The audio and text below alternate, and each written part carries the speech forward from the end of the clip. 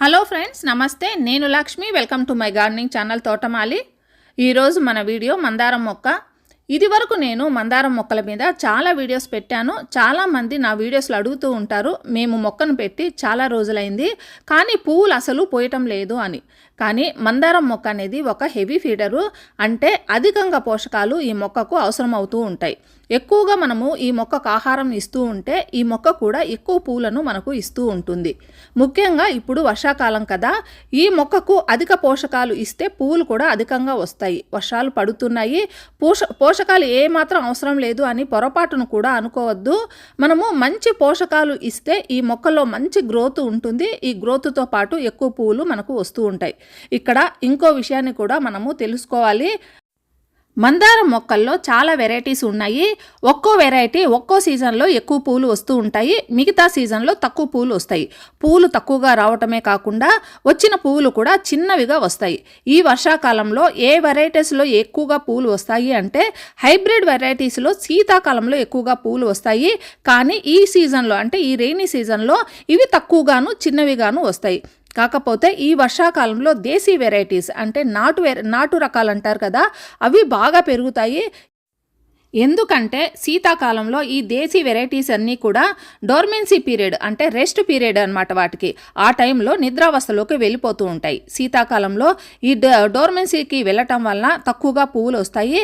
ఇక వేసవికాలం రాగానే ఈ దేశీ వెరైటీస్లో గ్రోత్ అనేది ప్రారంభమయ్యి వర్షాకాలం రాగానే పువ్వులు అనేటివి అధికంగా వస్తూ ఉంటాయి. నా మొక్కల్లో ఇందాక చూపించిన మీకు ఈ రెడ్ కలర్ ఫ్లవర్స్ అన్నీ కూడా చలికాలంలో అసలు ఫ్లవర్సే రాలేదండి. ఇప్పుడు ఇంకా ఈ వర్షాకాలంలో చక్కగా ఫ్లవర్స్ వస్తాయి. కానీ మీ మందారం మొక్కల నుండి పువ్వులు రానట్లయితే, ముఖ్యంగా దేశీ వెరైటీస్లో గ్రోత్ లేకపోయినా పువ్వులు రాకపోయినా వీటికి మనము కొద్దిగా పని చేయాల్సి ఉంటుంది. మొదటి పాయింట్ ఏంటంటే, వర్షం పడుతున్నప్పుడు దేశీ వెరైటీస్ మొక్కలను వర్షం ఎక్కడ పడతాయో అక్కడ ఉంచండి. షేడులో పొరపాటును కూడా ఉంచకండి. అలాగే బాగా సూర్యరశ్మి తగిలే చోట కూడా ఉంచండి. వర్షపు నీరు, సూర్యరశ్మి ఇవి రెండు అందితే దేశీ వెరైటీస్లు గొప్పగా పనిచేస్తాయి. కొత్త కొమ్మలు రావటం మొదలవుతాయి, మొగ్గలు కూడా బాగా వస్తాయి. దీని తర్వాత సెకండ్ పాయింట్, వర్షాకాలంలో మందారం మొక్క గురించి ప్రత్యేకమైన శ్రద్ధ తీసుకోవాలి. మొక్క ఉంచిన పాట్ డ్రైనేజ్ సరిగ్గా ఉండాలి. డ్రైనేజ్ రంధ్రాలు క్లోజ్ అయినట్లు ఉండకూడదు. వర్షం పడినప్పుడు నీరు కింద నుంచి తేలికగా వెళ్ళిపోవాలి. వర్షాకాలంలో డ్రైనేజ్ చెక్ చేసుకొని సరిగ్గా ఉంచుకుంటే చాలా లాభాలు ఉన్నాయండి. లేకపోతే చాలా సమస్యలు మొదలవుతాయి. దీని నుండి వచ్చే ఆకులన్నీ కూడా పసుపు రంగులోకి మారిపోతాయి. నీళ్లు ఎక్కువసేపు నిల్వ ఉండితే మొక్క అనేది స్ట్రెస్ గురయ్యి మొగ్గలు రావటం అనేది నిలిచిపోవటమే కాకుండా ఇంకా మొక్కలు కూడా రాలిపోవటము, పసుపు రంగులోకి మారిపోయి అవన్నీ రాలిపోవటం అనేది జరుగుతూ ఉంటుంది. అందువలన వర్షాకాలంలో మొక్క సురక్షితంగా ఉండాలి అంటే డ్రైనేజ్ సరిగ్గా ఉండాలి. ఇక దీని తర్వాత మూడవ పాయింట్, మీ మందారం మొక్క కొమ్మలు పొడవుగా ఉండి వాటికి పువ్వులు రాకపోయినట్లయితే వాటి కొమ్మలను కొద్దిగా ప్రూనింగ్ చేయండి. ఈ మొక్కను చూసారా, పొడవుగా ఉన్న ఈ కొమ్మలన్నింటినీ ప్రూనింగ్ చేశాక కొత్తగా కొమ్మలు పెరుగుదల వచ్చి చక్కగా పువ్వులు రావటం కూడా మొదలైంది. ఇక దీని తర్వాత నాలుగో పాయింట్ ఏంటంటే, వర్షాకాలంలో మందారం మొక్కల్లో బాగా పెరుగుదల ఉంటుంది. కానీ అదే సమయంలో కొన్ని సమస్యలు కూడా ఏర్పడుతూ ఉంటాయి. మొక్కల్లో కొత్తగా గ్రోత్ వచ్చి మొగ్గలు రాగానే వాటి మీద కీటకాలు, ముఖ్యంగా మిల్లీ బగ్స్ అంటే పిండి నల్లి అంటారు కదా, అవి బాగా కనిపిస్తూ ఉంటాయి. ఈ మిల్లీ బగ్స్ను కంట్రోల్ చేయటానికి ఎండ లేనప్పుడు మాత్రమే వేప నూనెను రెగ్యులర్గా స్ప్రే చేస్తూ ఉండండి. ఇది కాకుండా ఇంట్లో ఉండే వంట సోడా అంటే బేకింగ్ సోడాను కూడా స్ప్రే చేయండి. ఈవినింగ్ టైమ్స్ లేదా మార్నింగ్ టైము ఎండ లేనప్పుడు మాత్రమే వీటిని స్ప్రే చేయండి. 1 లీటర్ నీటిలో పావు స్పూను బేకింగ్ సోడాను యాడ్ చేసి ఎక్కడ మిల్లీ బగ్స్ ఉన్నాయో వాటి మీదంతా కూడా స్ప్రే చేయటం ద్వారా ఇంకా బాగా కంట్రోల్ అయిపోతాయి. ఇంకా దీనితో పాటు వర్షం లేనప్పుడు బాగా ఎండ వచ్చినప్పుడు మట్టిని బాగా కలుపుకుంటూ ఉండాలి. మట్టిని ఆరనివ్వటం ద్వారా వాటిలో అంటే ఈ మట్టిలో ఉండే కీటకాలు కూడా బాగా తగ్గిపోతాయి.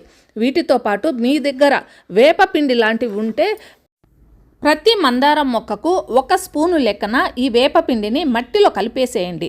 ఇలా మట్టిలో వచ్చే కీటకాలన్నింటినీ ఈ వేపపిండి కంట్రోల్ చేస్తుంది.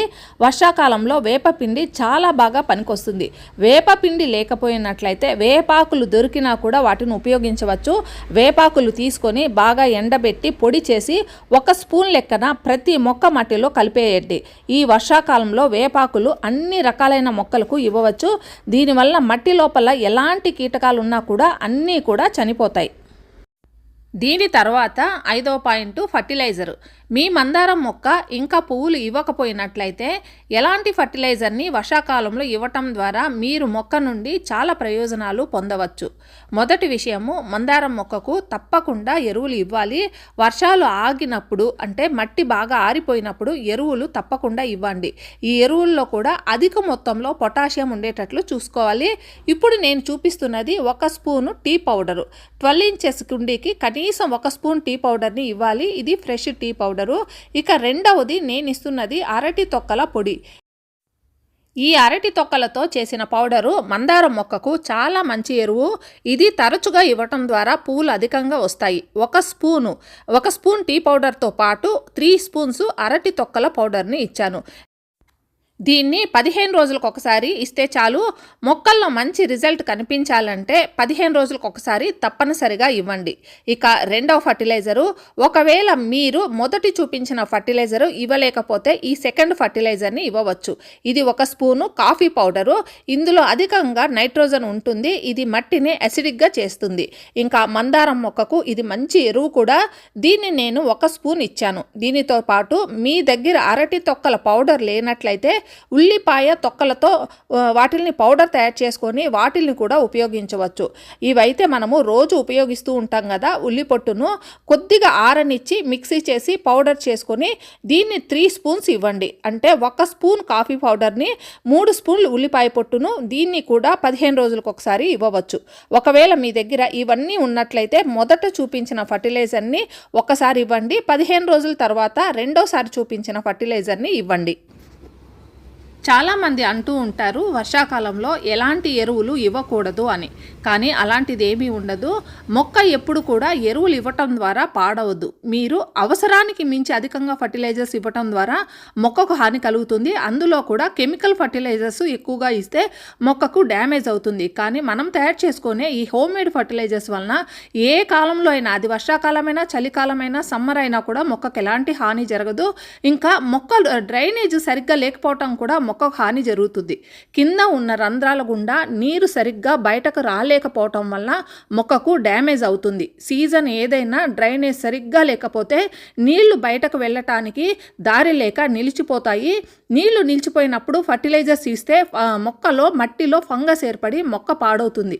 ఫ్రెండ్స్, ఈరోజు నేను చాలా సమస్యలకు పరిష్కారాలు తెలియచేశాను. మొక్కపై ఎలాంటి సమస్యలు వచ్చినా మీరు పరిష్కరించుకోండి. ఈ వర్షాకాలంలో మొక్కల్లో మంచి ఫలితాలు చూడవచ్చు. ఈరోజు వీడియో మీకు అందరికీ నచ్చిందని నేను ఆశిస్తున్నాను.